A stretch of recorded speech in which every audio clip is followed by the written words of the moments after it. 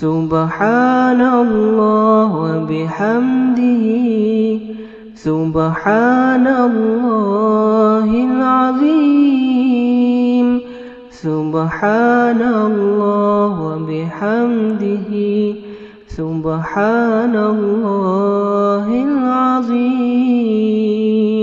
رمضان المبارک رمضان المبارک کی نورانی اور پاکیزہ ساعتیں عالم افق پر سایہ فگن ہیں۔ رحمتوں اور برکتوں کا نزول بے حد و حساب جاری ہے۔ رمضان المبارک کی سب سے اہم فضیلت اور برکت یہ ہے کہ اس مہینے میں اللہ تعالیٰ نے قرآن مجید نازل فرمایا، جو کل انسانیت کے لیے نہ صرف خیر و برکت کا موجب ہے بلکہ ایک مکمل ضابطہ حیات اور سرچشمہ رشد و ہدایت بھی ہے۔ آسمانوں کے دروازے کھول دیے گئے ہیں، جہنم کے دروازے بند کر دیے گئے ہیں اور شیطان زنجیروں میں جکڑ دیے گئے ہیں۔ اللہ تعالیٰ پکار رہا ہے، دوڑو اس کی رحمت اور مغفرت کی طرف، توبہ کر لو۔ بسم اللہ الرحمن الرحیم۔ الحمد للہ رب العالمین والصلاة والسلام علی اشرف المرسلین نبینا و سیدنا محمد وعلی آلہ و اصحابہ اجمعین۔ ناظرین السلام علیکم۔ ہماری آج کی گفتگو کا موضوع ہے اعتکاف۔ اعتکاف کا ذکر قرآن مجید میں آیا ہے۔ سورہ بقرہ کی آیت نمبر 187 میں اللہ تعالیٰ فرماتے ہیں وَلَا تُبَاشِرُوهُنَّ وَأَنْتُمْ عَاكِفُونَ فِي الْمَسَاجِدِ، کہ آپ اپنی بیویوں کے پاس مت جائیں اس وقت جب آپ مسجدوں میں اعتکاف کی حالت میں ہوں۔ حدیث میں آتا ہے، حضرت عائشہ رضی اللہ عنہا اور حضرت عبداللہ بن عمر رضی اللہ عنہما روایت کرتے ہیں، کان رسول اللہ صلی اللہ علیہ وسلم یعتکف العشر الاواخر من رمضان حتی توفاہ اللہ ثم اعتکف ازواجہ من بعدہ۔ اس کا مطلب ہے کہ رسول اللہ صلی اللہ علیہ وسلم رمضان کے آخری 10 دن میں اعتکاف کرتے تھے، یہاں تک کہ آپ اس دنیا سے تشریف لے گئے۔ آپ کے بعد آپ کی بیویوں نے اعتکاف کیا۔ اعتکاف کی کیا حکمت ہے؟ اس کا مقصد کیا ہے؟ ناظرین، عام طور پہ قاعدہ یہ ہے کہ ہمارے دین میں دنیا سے قطع تعلق ہونا جائز نہیں ہے۔ ترک دنیا ہمارے دین میں نہیں ہے۔ آپ صلی اللہ علیہ وسلم کا فرمان ہے لا رہبانیت فی الاسلام، دین میں، اسلام میں ترک دنیا نہیں ہے۔ لیکن یہ جو اعتکاف ہے پورے سال میں، یہ 10 دن، یہ ایک استثناء ہے، ایک ایکسیپشن ہے۔ یعنی ان 10 دنوں کے لیے آپ دنیا سے کٹ آف ہو جائیں گے اور تنہائی میں اللہ کے ساتھ 1 to 1 ہو جائیں گے، اور اعتکاف کی حالت میں آپ کوشش کریں گے کہ قرآن مجید کو سمجھ کر پڑھیں۔ آپ کوشش کریں گے کہ عبادات میں زیادہ سے زیادہ شامل ہوں۔ آپ کوشش کریں گے کہ لیلۃ القدر کی تلاش کریں۔ آپ کوشش کریں گے کہ تراویح اور تہجد پڑھیں۔ آپ کوشش کریں گے کہ جو بری عادتیں ہمارے اندر ڈیولپ ہو چکی ہیں ان سے چھٹکارا حاصل کرنے کی کوشش کریں۔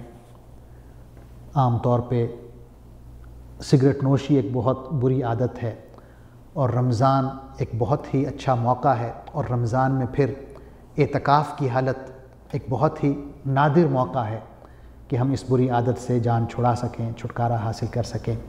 اسی طرح وقت ضائع کرنا ایک بری عادت ہے۔ اعتکاف ہمیں سکھاتا ہے کہ آپ کس طرح اپنے اوقات کی قدر کرتے ہوئے انہیں اچھے کاموں میں خرچ کر سکتے ہیں، اللہ تعالیٰ کی عبادت میں، قرآن مجید کی تلاوت میں، قرآن مجید کے فہم میں، اس کو سمجھنے میں، اس پر تدبر اور تفکر کرنے میں، اور پھر جو عبادات ہیں، قیام اللیل ہے، تراویح ہے، تہجد ہے، ان میں ان اوقات کو آپ کس طرح گزار سکتے ہیں۔ حضرت عائشہ رضی اللہ عنہا کا قول ہے، اور اس میں آپ اعتکاف کے کچھ آداب کا ذکر فرماتی ہیں۔ آپ فرماتی ہیں السنۃ علی المعتکف الا یعود مریضا، جو شخص اعتکاف کرتا ہے اس کے بارے میں سنت یہ ہے کہ اسے یہ اجازت نہیں کہ وہ کسی مریض کی عیادت کرے۔ پھر فرمایا ولا یشہد جنازۃ، یہ بھی اجازت نہیں ہے کہ کسی جنازے میں وہ شرکت کرے۔ پھر فرمایا ولا یمس امرأۃ ولا یباشرها، یہ بھی اجازت نہیں ہے کہ اپنی بیوی کے پاس جائے یا بیوی سے مباشرت کرے۔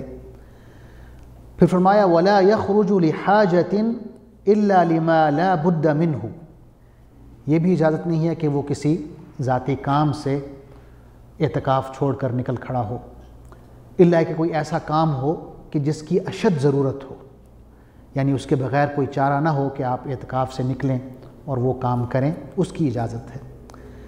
پھر فرماتی ہیں ولا اعتکاف الا بصوم، جو شخص اعتکاف کرتا ہے اس پر لازم ہے کہ روزہ بھی رکھے، بغیر روزے کے کوئی اعتکاف نہیں ہے۔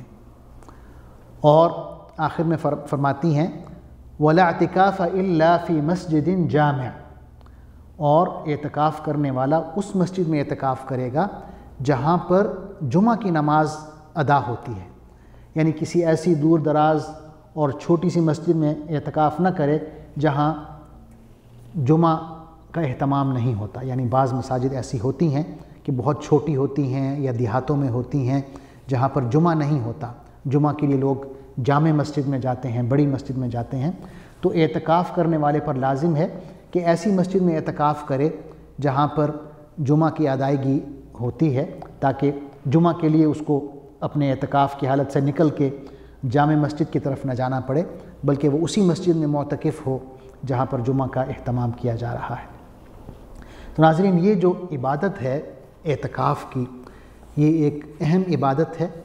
اس میں ہم اللہ تعالیٰ کے ساتھ تنہائی میں گفت و شنید کرتے ہیں، عبادات کرتے ہیں، اور اس تنہائی میں ہم خلوص سیکھتے ہیں کہ کس طرح ہم اللہ کے ساتھ خالص ہو کر بغیر کسی ریا کے، بغیر کسی شو آف کے اور بغیر کسی دکھاوے کے خالصتاً لوجہ اللہ عبادات بجا لاتے ہیں، اللہ کے احکامات بجا لاتے ہیں، اور کس طرح ہم اپنے آپ کو صبر سکھاتے ہیں، اپنے نفس کو ضبط کرنا سکھاتے ہیں۔ تو یہ ساری جو امور جن کا میں نے ذکر کیا ہے، اسے ہم ایک تربیتی کورس کے طور پر لے سکتے ہیں جو ہمیں رمضان مہیا کرتا ہے۔ اللہ تعالیٰ سے دعا ہے کہ ہمیں اعتکاف کی توفیق عطا فرمائے اور اعتکاف کے جو مقاصد ہیں وہ حاصل کرنے کی توفیق عطا فرمائے۔ آمین۔ والسلام علیکم ورحمۃ اللہ وبرکاتہ۔ اللہم صلی علی سیدنا محمد وعلی آلہ وصحبہ وسلم۔ اللہم صلی علی سیدنا محمد